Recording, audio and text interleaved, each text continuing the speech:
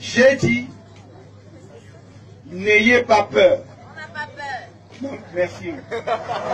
N'ayez pas peur. Bonjour, chaque nouveau jour au Cameroun laisse échapper des nouveaux niveaux de profondeur du tribalisme et du régionalisme dans notre pays. Les catégories sociales insoupçonnées n'arrêtent de surprendre avec leur émargement sans réserve à l'offre tribaliste. C'est tout simplement décevant. Les hommes de Dieu, les intellectuels, les hommes politiques, les gardiens de la tradition et les officiels de l'État se bousculent désormais dans l'arène des promoteurs de la haine tribale. Le sacre du chacun doit rentrer chez lui. Chacun doit retourner dans son village. Le Cameroun n'est donc plus une république, mais plutôt un petit rassemblement des fils des villages. Un regroupement de petits villageois. En effet, lorsque le village prime sur la nation, on est juste dans un conglomérat de petits villageois. On dira alors l'État villageois du Cameroun en lieu et place de la République du Cameroun. Que chacun rentre chez lui, rentrez chez vous, et des catégories sociales sur qui pesaient encore les présomptions de discernement adhèrent sans retenue à cet idéal.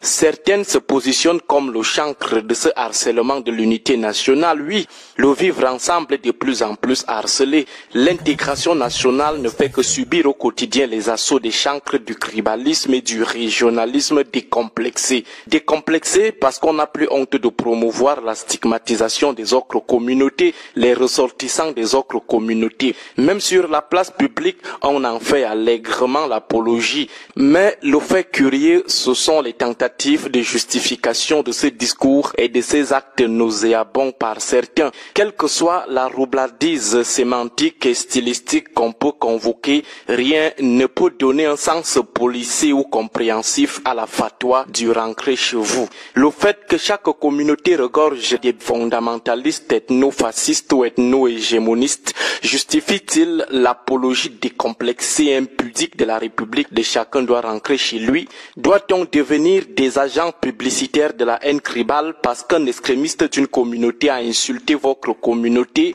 Les discours haineux tenus par les Camerounais engagent-ils leur communauté primaire? Sont-ils régulièrement mandatés par leur tribu, leur ethnie, leur région pour stigmatiser ou rejeter les autres? Nous croyons tout simplement que nous sommes en train de faire fausse route. Consciemment ou inconsciemment, nous sommes en train de rassembler les ingrédients de la guerre civile. Toutes les guerres civiles en Afrique ont eu pour engrais, ont eu pour soubassement la haine intercommunautaire, communauté sociologique primaire, communauté religieuse. RDC, Côte d'Ivoire, Rwanda, Burundi, Guinée, Tchad et même au Cameroun avec l'identité anglophone Nozo et l'identité religieuse fondamentaliste nocive de Sambisa dans le cas de Boko Haram. Les identités primaires et religieuses sont donc comme des explosifs, il faut bien les tenir. Mais ce qui semble encore plus curieux, c'est l'implication de l'ogre dominant, l'ogre des jouisseurs actifs dans l'émergence, la construction, la sédimentation et la promotion du tribalisme au Cameroun. De Aïdjo à Biya, les suppôts de l'ogre néocolonialiste français. C'est cet ogre qui a inauguré le tribalisme d'État au Cameroun dans une logique du diviser pour mieux régner, avec en idée le démantèlement de toute unité nationale qui pourrait servir de base à l'unité des forces indépendantistes ou du changement aujourd'hui. À chaque fois qu'ils se sont retrouvés face à une adversité politique radicale, ils ont procédé à la bouc émissérisation des communautés des leaders de la contestation, à l'effet de réduire l'adversité à la simple conquête tribale du pouvoir. Ce qui a d'ailleurs toujours marché, très bien d'ailleurs, car les candidats au changement des autres tribus finissent par croire qu'il s'agit non pas de l'intérêt national qui est effectivement défendu dans le changement prôné, mais plutôt l'intérêt de la tribu. Ce sont également ces gens qui ont institué l'idée de la redistribution tribale des ressources de l'État. Ils ont vendu l'illusion de la nomination des fils du village. Pourtant, la nomination des copains de leur cercle politique est parfois ésotérique. Et les communautés ont commencé à croire effectivement que la nomination d'un fils du village était la part de cadeaux donnés comme ça au village. Pourtant, de simples égoïstes qui roulent soit pour pour leur propre famille nucléaire, soit pour leur belle famille. Ils ont détruit la citoyenneté au profit de la villageoisie. Ils ont détruit l'État-nation au profit de l'État villageois. L'État où les gens pensent d'abord village avant de penser nation. Ils ont laissé les gens croire que la misère qui les touche proviendrait de l'accaparement des ressources par la communauté voisine et que la fin de leur misère passerait par la défense tribale de leurs intérêts. Entre-temps, nous ici en bas, on se tue avec le tribalisme, alors que eux là-bas en haut, pillent les caisses de l'État, se partagent le butin, se partagent les postes de père en fils sans tribalisme, sans ethnicisme ni régionalisme. Ils boivent du pécrus avec notre argent sans distinction de tribu et d'ethnie. L'intégration nationale, l'unité nationale des buveurs de pécrus contre le déchirement national des misérables de la République. Bon début de semaine à tous. À un moment, les propos des communicants du RDPC sur divers plateaux télé laissaient sous-entendre que la présidentielle passera avant les élections législatives et municipales. Ils croyaient ainsi avoir trouvé la parade pour écarter le MRC de la présidentielle. Sauf que, en souhaitant qu'on organise la présidentielle avant les législatives, ces responsables du RDPC et leurs satellites de l'opposition qui croyaient pouvoir éliminer le MRC de la course à la présidentielle ont démontré ces trois choses. 1.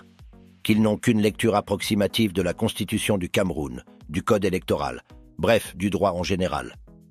2. Qu'ils ont sous-estimé la capacité du MRC à surmonter ce qu'ils croyaient être un obstacle sur le chemin de la présidentielle. 3. Qu'ils comprennent parfaitement que le risque de perdre les élections face au géant MRC est très grand et qu'il était mieux de trouver une parade pour l'écarter. Question d'éviter une nouvelle défaite.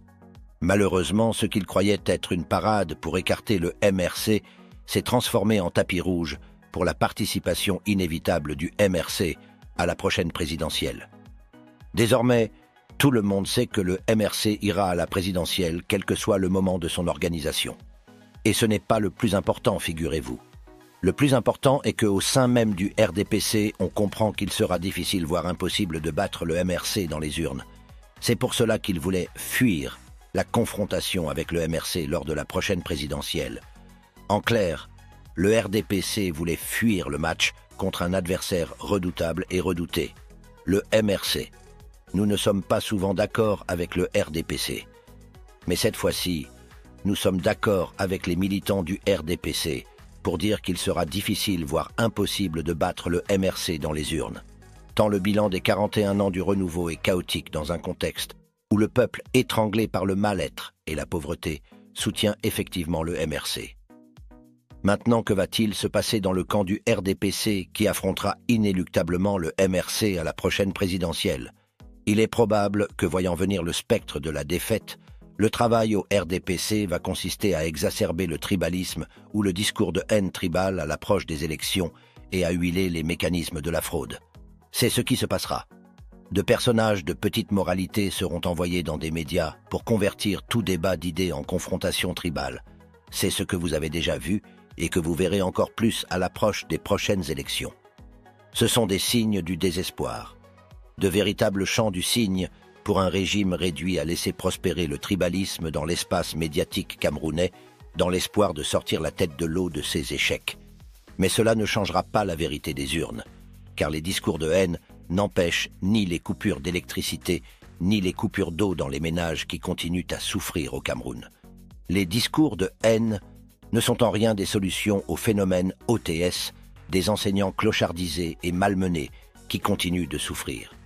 Les discours de haine ne vont pas baisser le prix du carburant et améliorer les conditions de vie des Camerounais qui continuent à souffrir sous le voile de la malgouvernance. Les discours de haine n'aideront en rien les Camerounais à sortir du chômage et de la pauvreté. Ce sera un combat perdu d'avance. Les commanditaires de ces discours vont avaler leurs discours de haine cette fois-ci et quitter le pouvoir. En attendant, inscrivez-vous sur les listes électorales. Il vaut mieux avoir une carte électorale que de crier sur l'incompétence du régime. Les cartes électorales crient mieux que des vidéos comme celle-ci. Prenez un peu de votre temps pour vous inscrire. Ce geste simple donnera tout son sens au combat.